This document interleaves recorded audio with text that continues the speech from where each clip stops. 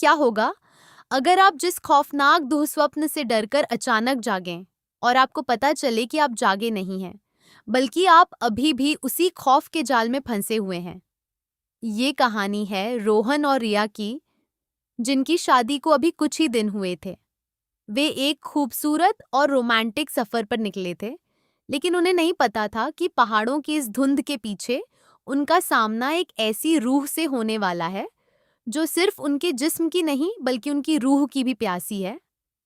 अगर आपका दिल कमजोर है तो इस वीडियो को अभी बंद कर दीजिए, क्योंकि आज रात आईने के पीछे छुपा वो खौफनाक सच आपके सामने आने वाला है, जो शायद आपको सोने ना दे। वो सुनसान सफर रोहन और रिया की नई नई शादी हुई थी। दोनों अपनी कार से वीकेंड मनाने एक हिल स्टेशन जा रहे थे। पहाड़ी रास्तों पर अचानक मौसम बदला और तेज बारिश शुरू हो गई। रात के घने अंधेरे में अचानक उनकी कार का टायर पंचर हो गया। आसपास मोबाइल का नेटवर्क भी नहीं था।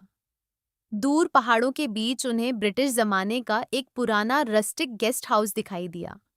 कोई और रास्ता न देखकर दोनों ने रात वहीं बिताने का फैसला किया।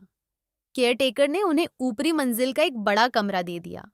कमरे में पहुंचते ही रोहन ने सूखी लकड़ियां ढूंढकर आग जलाई। कमरा काफी बड़ा था और उसमें एक पुराना विशाल शीशा लगा हुआ था। बाहर कड़ाके की ठंड थी और अंदर आग की गर्मी। रिया ठंड से कांप रही थी। रोहन उसके करीब आया। उसने रिया के भीगे हुए बालों को धीरे से पीछे किया और उसे गर्म कंबल ओढ़ा दिया। दोनों आग के सामने एक दूसरे के बेहद करीब बैठ गए। उनके बीच का यह रोमांटिक पल सफर की थकान को मिटा रहा था। रोहन ने जैसे ही रिया का हाथ अपने हाथ में लिया, रिया ने मुस्कुराकर अपना सर रोहन के कंधे पर रख दिया।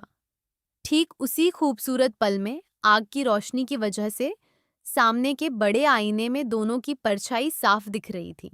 लेकिन अचानक रिया की नजर आईने पर पड़ी। आईने में रोहन और रिया तो बैठे थे, लेकिन उनके ठीक पीछे एक और धुंधली आकृति खड़ी थी। वह आकृति रोहन के बालों को छूने की कोशिश कर रही थी। रिया ने चौंक कर पीछे देखा, लेकिन पीछे कोई नहीं था। रोहन ने पूछा, क्या हुआ रिया? रिया ने घबराते हुए कहा, शायद मुझे कोई वहम हुआ। रात के करीब 1:30 बजे। दोनों बेड पर सो रहे थे। कमरे में सिर्फ आग के कोयलों की हल्की लाल रोशनी बची थी। रोहन गहरी नींद में था।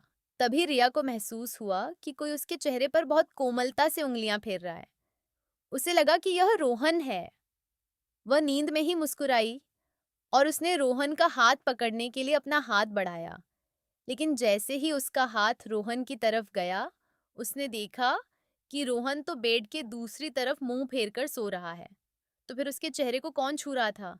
रिया की आंखें पूरी तरह खुल गईं। उसके चेहरे पर जो उंगलियां चल रही थीं, वे बर्फ जैसी ठंडी और सूखी थीं। जैसे ही रिया ने ऊपर छत की तरफ देखा, उसकी चीख निकल गई। छत पर एक औरत उल्टी लटकी हुई थी, जिसके लंबे बाल नीचे रिया के चेहरे को छू रहे थे। रिया की चीख सुनकर रोहन तुरंत जागा। उसने जैसे ही टॉर्च जलाई, छत पर लटकी आकृति गायब हो गई। कमरे का तापमान इतना गिर चुका था कि दोनों के मुंह से भाप निकल रही थी। सामने के बड़े आईने पर धुंध जम चुकी थी और उस पर उंगली से लिखा हुआ उभर आया, ये मेरा कमरा है। रोहन ने बिना वक्त गंवाए रिया का हाथ पकड़ा, सामान उठाया और दोनों गेस्ट हाउस से बाहर खड़ी अपनी कार की तरफ भागे। बाहर मूसलाधार बारिश हो रही थी। दोनों कार के अंदर बैठे और दरवाजे अंदर से लॉक कर लिए। रिया बुरी तरह कांप रही थी। रोहन ने उसे तसल्ली देने के लिए अपनी बाहों में भर लिया और उसके माथे को चूमा। तभी रोहन की नजर कार के रियर व्यू मिरर, पीछे देखने वाले शीशे पर पड़ी। पीछे की सीट पर वही औरत बैठी थी, जिसके लंबे बाल रिया के कंधों को छू रहे थे। रोहन के होश उड़ गए। उसने तुरंत कार का दरवाजा खोलने की कोशिश की, लेकिन सारे लॉक जाम हो चुके थे। तभी पीछे बैठी औरत ने बेहद ठंडी और खौफनाक आवाज में फुसफुसाकर कहा, तुम दोनों यहाँ से कभी नहीं जा सकते। अचानक एक जोरदार झटका लगा और रोहन की आंख खुल गई। उसने देखा कि वो अपनी कार की स्टीयरिंग व्हील पर सिर रखे हुए है। बाहर सुबह की धूप निकल चुकी थी।